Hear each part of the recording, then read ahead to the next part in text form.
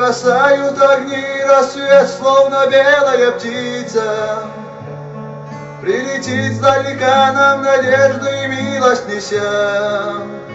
Только в жизни всегда своим счастьем безмерно искриться, на исходе всегда ожидает беда.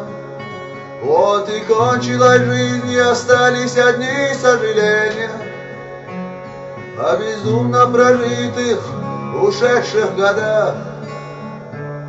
И в гиямат от дня воздаянии в грядущих ступенях свою милость яви, всемогущий Аллах.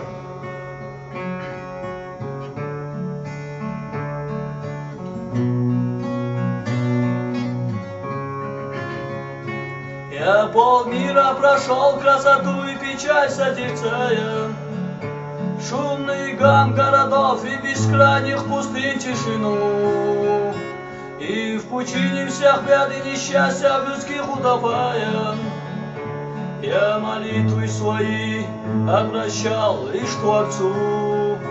Я избрал нищету и скитания, стали мне братом. Небосвод укрывал меня мраком своим. Я знамения читал на рассвете вместе с закатом, и всегда понимал, в одиночестве я не один. Там, за пределами земли,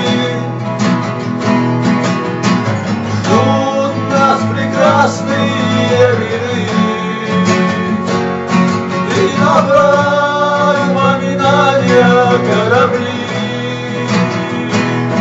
гавань счастья, гавань мира и любви.